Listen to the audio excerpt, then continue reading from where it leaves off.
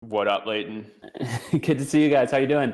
Good. I appreciate you offering to get Sam Altman to retweet this thread earlier Yeah, today. we're still waiting for it, but Appreciate that, we trust that it's coming. The world I'll, support is incredible here. Leighton just calls up his buddies like, "Yo, blast this to everybody." Appreciate you, bud. I'll put it in the company Slack. Yeah. All right, Leighton. So you are the head of ecosystem at World. Tools for Humanity. Tools for Humanity. See, this is right. This is where we're starting off. We're like, there's 47 entities, 3 chains, 1 brand, but Tools for Humanity, the crew that is sort of building out the cool tech here. Yeah. Yes, and there is a World Foundation, which is totally separate. I don't work there, but yes, Tools for Humanity is the primary driver of the tech. Structures. Oh, I spent this weekend thinking about structures a bit, Josh. Fun. It's a good weekend. What are you guys working on? What are you building? Yeah, What's structure? That's not what we're gonna do here. Yeah, with structures. It's like, what do You don't want to like, know about it? Well, it's like, yeah, what do you moving into this next era of crypto? Where do you want your foundations to be? And I don't mean foundations. I mean, that's a question, right? That's a big open question. Yeah. But anyways, that's not. You don't have to worry about we got lawyers who will happily talk to me about that. I'm far more interested in diving into the world that you live every single day. I think World has this dynamic where there's almost a harder gate in between being in and being on the outside, and yet once you're on the in, there is a gazillion people there doing things. And so there may be a lot of people listening here who haven't actually done the things necessary to jump into the ecosystem. Well, okay, can I interrupt you? Mm-hmm. Because that is actually, you just served me up perfectly for this, because that is the first myth I want to dispel while I am on the show streaming to the world, because there's a huge misconception that like to enter the World ecosystem, you need to be orb verified, you need to do the proof of human, but you don't. Like that's just wrong. And anyone can go and download the World app. It's just like in the app store, like it's a normal app. You download it, you install it, you start using it. It has all of the wallet functionality that you would expect from like other crypto wallets. Like you can onboard money into it. You can use Morpho. You can use Uno. You can use like these different mini apps. Yes, some of the mini apps do require proof of human. And yes, if you want to claim the WLD airdrop, you have to be verified. But as a general rule, like this is actually one of the things I wanted to spell is like the ecosystem is much bigger than just like the subset of people who are verified. And actually, there's about 35 million World app installs, and of those, I think it's 16 or 17 million right now are orb verified. So the majority are actually, it's about 50-50 between people who are orb verified and people who are not. And what's your pitch for someone listening to this who hasn't been orb verified to download the app and use it versus kind of using the flow that they're comfortable with today? Well, yeah, I mean, honestly, I would just say it's like the simplest to use wallet. Like if you want to use a wallet that's like, it's not necessarily for like the hardcore degens, but if you want to use the wallet that's like like there's no gas fees, right? So you don't have to pay any transaction fees. You don't have to have like ETH in your wallet to like send money to people. You have like this, like everyone gets a free ENS name. Everyone gets like the wallet addresses are all abstracted. And then you have like this really simple like way of, you can like, what would be the value prop? The value prop would basically be like, hey, you can like, if you're in the US or at least like you can get your paycheck straight into your World app. You can then like deposit into Morpho. You can like earn yield on that. You can use Polymarket like you see here. You can use TBD. You can use some of these other mini apps that are out there. So I think that is the pitch for someone who's not verified is basically just like, this is all the normal functionality you would have in a crypto wallet. It's just like much easier to use and much more like user friendly.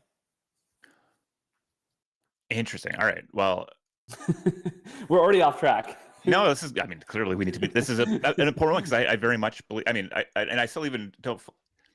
I'm going to get hit with a hard paywall somewhere here, which is I need to use my World ID to do some of the cooler, more specific things here. Yes. Yeah? Well, and maybe I don't know if you want, like we could talk a little bit about like the mini apps you see right here on the screen. Sure. Because like just by an example, like Uno, Polymarket, and Morpho, and Add Money, those are all mini apps you can use, and DNA. Those are all mini apps you can use without being orb verified. What's interesting though is a lot of those mini apps also do have enhanced functionality if you are orb verified. So for example, with Morpho, you get like the standard yield, regardless of like, you can just deposit and get the standard yield. But the orb verified people get like an extra really high bonus on their first $1,000 of deposits. I'm rocking that right now. It's juicy extra little benefits there for sure. So, I mean, why does someone like Morpho offer that? Well, because for a lot of like DeFi protocols, the reality is like they might have a good amount of TVL, but their actual like users are like very, very, very small, which I experienced this myself working on Pool Together for a long time.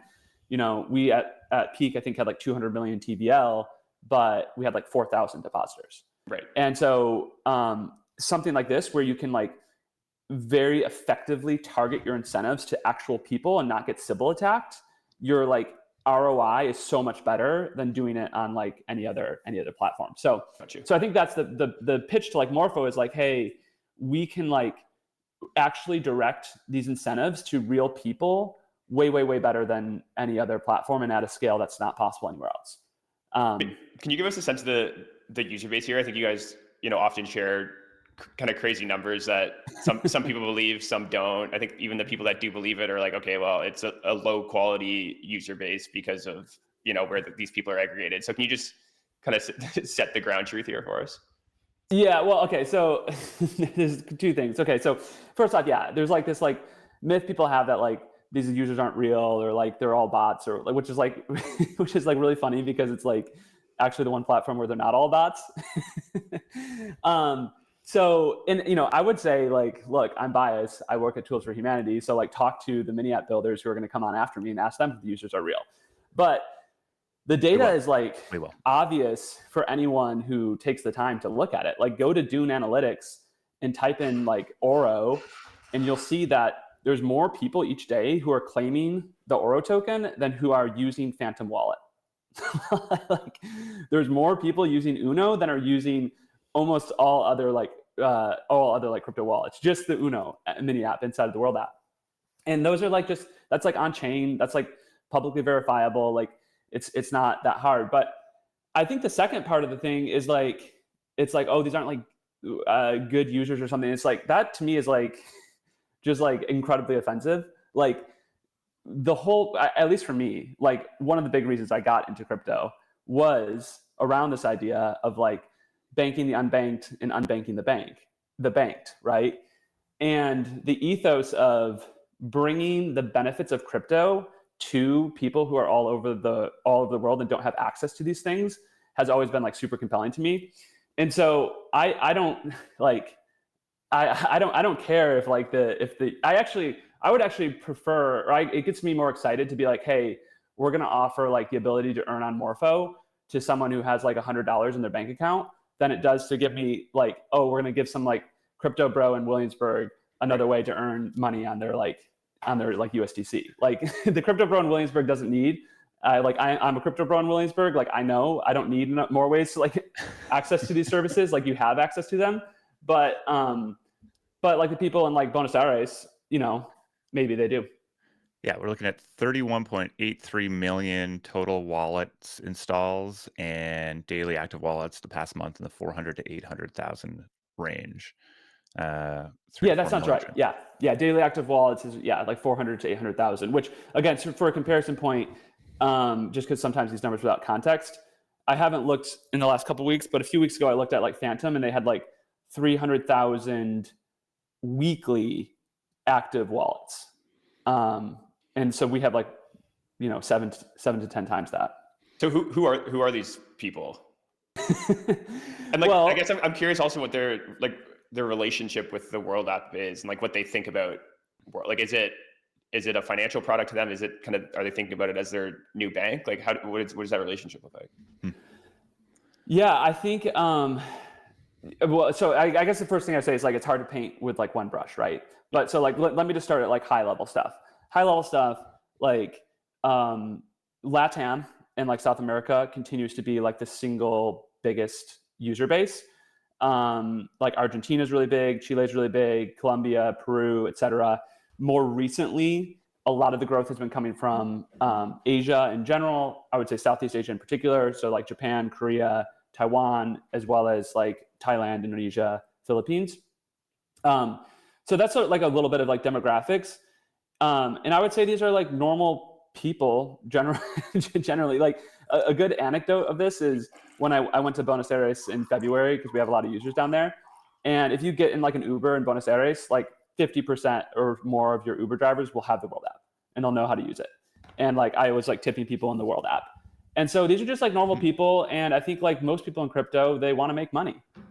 Like, why are we in crypto? Like, I want to make money too. Like I think, and I think that they want to do two things. They want ways to earn money, right?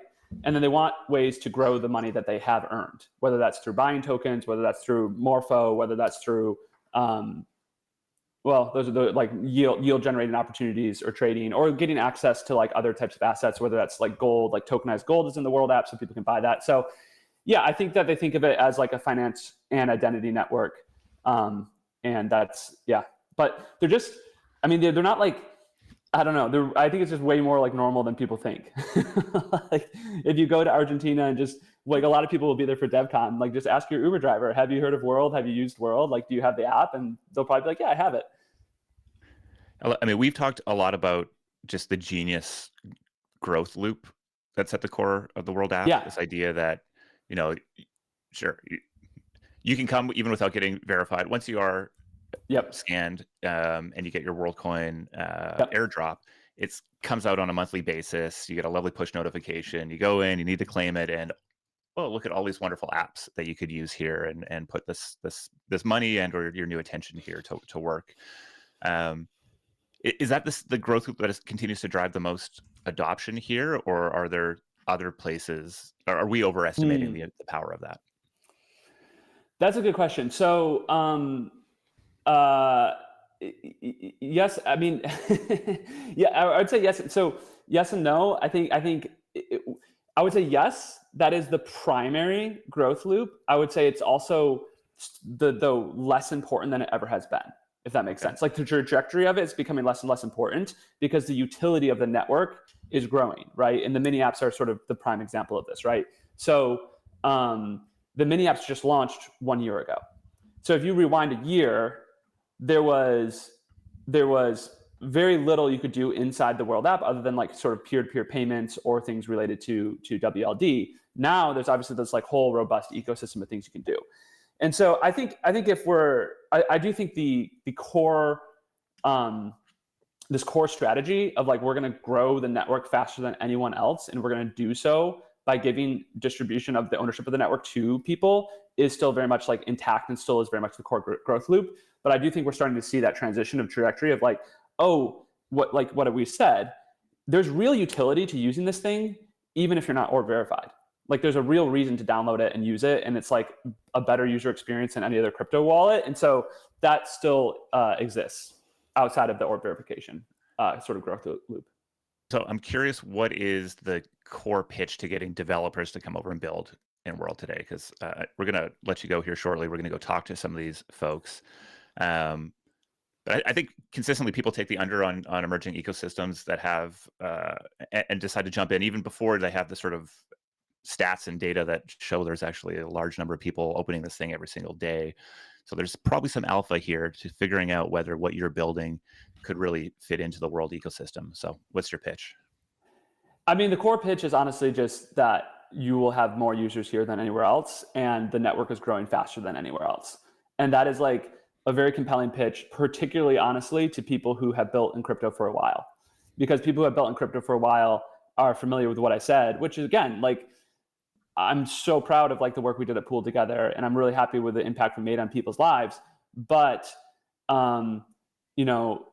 when the pool, like, again, I think the stat is like, we had like 4,000 or 5,000 depositors at an all-time high for like all EVM networks. When the Pool together mini app was deployed, it like instantly got like 50,000.